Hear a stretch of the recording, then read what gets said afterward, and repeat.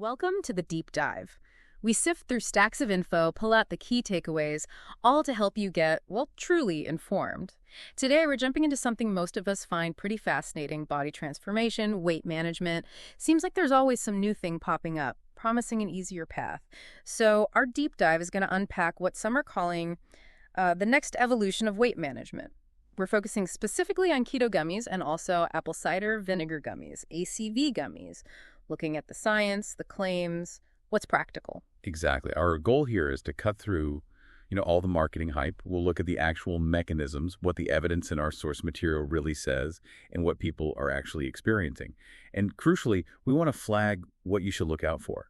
We're basing this on material that sort of blends older wisdom with modern nutritional science. Okay, let's get into it then. For listeners who might know a bit about this already, what exactly is ketosis, like at its most basic level? Sure. So ketosis, fundamentally, it's a metabolic state. It's where your body switches things up and starts burning fat for energy instead of relying on carbohydrates, its usual go-to fuel. And this is a big deal because, as our sources point out, we usually eat so many carbs, there's a massive load of carbohydrates in our foods, as they put it. Carbs are just an easier energy source for the body to use. Right, the path of least resistance. And keto gummies often highlight BHB beta-hydroxybutyrate.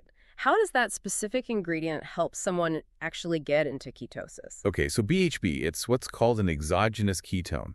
That just means it's a ketone body you take in from an outside source rather than one your body makes itself when it starts burning fat. And it's been proven to support the body's shift into fat-burning mode. Some clinical studies suggest it can actually accelerate the body's entry into ketosis. Accelerate, so it makes it happen faster than it normally would. That's the claim. Yeah, it helps achieve ketosis fast, which is important because getting there on your own, just through diet, that can sometimes take weeks to accomplish, and frankly, it can feel rough. People often give up during that initial phase. So these gummies with the BHB, they're designed to kind of smooth out that transition, make it maybe a bit more doable for people. Okay, interesting. Now, let's switch gears a bit to the apple cider vinegar, the ACV. This stuff isn't new, right? People have been talking about vinegar for health for ages. How does it fit in here? You're absolutely right. It's not new at all. ACV has this long sort of historical link to wellness. In the context of these gummies, the claims are that it's associated with improved glucose profiles, reduced appetite, and enhanced fat oxidation. Some research we looked at even links ACV formulations to a measurable effect on satiety signals. Satiety signals, feeling full. Exactly. No. It helps influence those brain signals that tell you you're satisfied, Ugh. which could help users naturally reduce caloric intake without feeling like they're constantly fighting hunger. And let's be honest, drinking straight apple cider vinegar, it's not the most pleasant experience for many. No, definitely not. It can be quite harsh. So the gummy form really tackles that. It makes this a traditional approach much more convenient and, importantly, palatable. Now, something else our sources brought up, which I thought was really interesting, was electrolytes. Why are they included? Why are they important in these formulas? Yes, electrolytes. They're basically the body's biochemical messengers. In this context, their big role is helping to minimize common side effects of ketogenic diets, things like fatigue, brain fog, sometimes called the keto flu. It suggests the makers know that shifting into ketosis can be tough, so they're building in support, not just for the weight loss aspect, but to make the process itself more comfortable. So it makes sticking with it easier, perhaps? Potentially, yes. Electrolytes are essential for nerve and muscle functionality.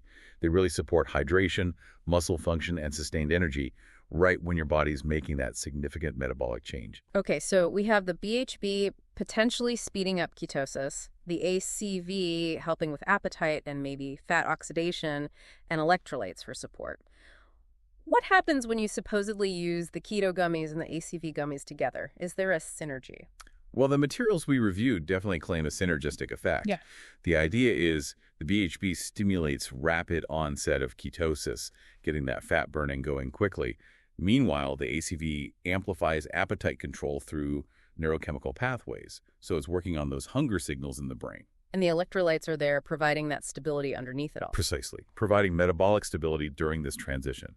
Nutritionists quoted in the material call this combination a synergistic metabolic environment, one that's sort of primed for weight loss. Okay, theory sounds good. Synergy sounds good. But, the big question always is, does it actually work? What does the evidence look like? What about scientific back-end or real-world results? Right, the proof. Well, the sources cite a recent study published by the Diabetes, Obesity, and Metabolism Journal. It apparently found that a specific Keto Plus product supported burning fat for energy instead of carbohydrates, greatly increasing weight loss and energy. There's also a mention, and you have to take this with a grain of salt, that TV Dr. Oz recently named keto plus the holy grail of weight loss. Celebrity endorsements are always tricky territory. Definitely. And the marketing claims themselves are, well, they're pretty bold, aren't they? Things like losing up to 5 pounds in the first week. Oh yeah, instant fat burn, leading to that 5 pounds. Then they claim accelerated fat burn in the first month could lead to up to 20 pounds lost. 20 pounds in a month is significant, and some reports even mention often exceeding 10 kilograms within several weeks. And here's the kicker, the really big claim you often see, that this can happen without diet or exercise. Okay, wait, that phrase, without diet or exercise, that always sets off alarm bells for me. Is that realistic? That's exactly where you, the listener, need to be incredibly critical. Claims like, without diet or exercise, are almost universally a red flag in the health and wellness world. While the product claims to support a metabolic shift, achieving real, lasting transformation usually requires looking at your whole lifestyle, diet, activity, everything. Even the product's own disclaimers kind of hint at this. Right, so manage expectations there. Yep. What about other benefits besides weight loss? Yes, besides the numbers on the scale, user reports mentioned in the sources consistently bring up things like reduced food cravings, which ties back to that ACV satiety effect maybe. Oh. Also, sustained energy free from sugar spikes. That makes sense if you're burning fat instead of carbs. And even an improved sense of mental clarity. Okay, so let's say someone is considering this. How are you supposed to use these products, according to the info we have? And what are some of those user stories saying? Right, the how-to. The sources outline a 3-step process for using keto plus ACV gummies to get results. Step 1 is instant fat burn. This is where it supposedly works, to release stored fat. Gets the body burning fat instead of carbs right away, using those advanced ketones to help lose, like you said, up to 5 pounds in the first week. Okay, step 1. What's step 2? Step 2 is accelerated fat burn. This phase is meant to happen during the first month of use. The claim here is expected weight loss of up to 20 pounds during this period as the fat burning really ramps up. And the final step? Step 3 is transform your body. This involves continuing to take the gummies for about 3 to 5 months.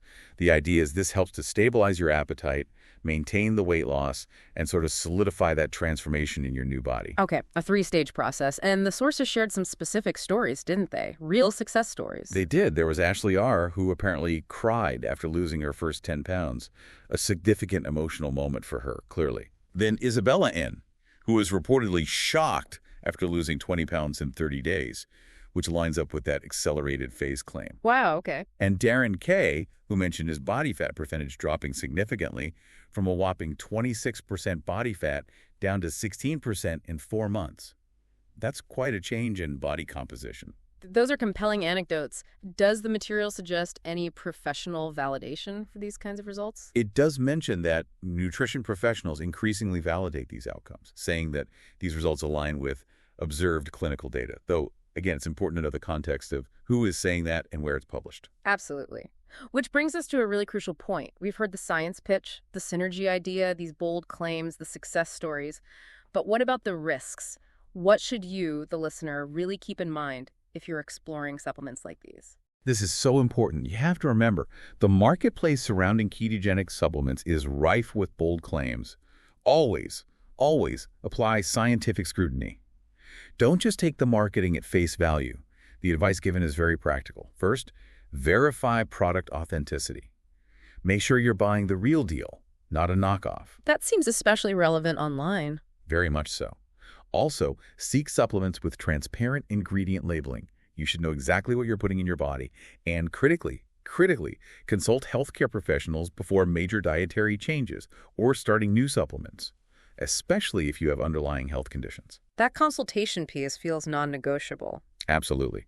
And be aware, the sources mention the prevalence of imitation sites in the segment, so that due diligence in finding the official product is key.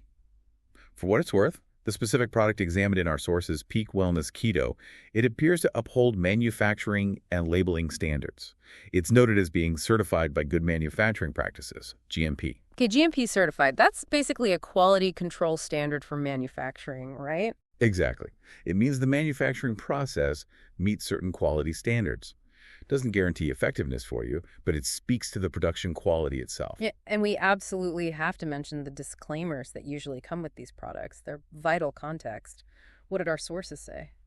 Yes, the fine print is crucial. The material explicitly includes statements like, the products and information found on this site are not intended to replace professional medical advice or treatment. End quote. Also, these statements have not been evaluated by the Food and Drug Administration, and these products are not intended to diagnose, treat, cure, or prevent any disease. And the big one, individual results may vary. Individual results may vary. That covers a lot. So putting it all together, what's the bottom line here? These keto and ACV gummies with BHB and electrolytes, what do they represent? Well, they seem to represent this interesting fusion of tradition and innovation, right? You've got the old wisdom about ACV meeting modern takes on metabolic science with BHB and keto. It's definitely part of the evolving landscape of weight management. A fusion. Yeah, I like that. But the core takeaway for you, the listener, really has to be explore the science, dig into it yourself, question the marketing, be skeptical of those huge claims, and ultimately choose transformation rooted in evidence, and ideally, professional guidance. So a final thought maybe for everyone listening to chew on. As metabolic science keeps evolving and as we keep rediscovering or repackaging botanical wisdom, how is that going to reshape how we even think about our health journeys? And maybe more importantly, what role will your own informed choices play in navigating that future? Something to think about.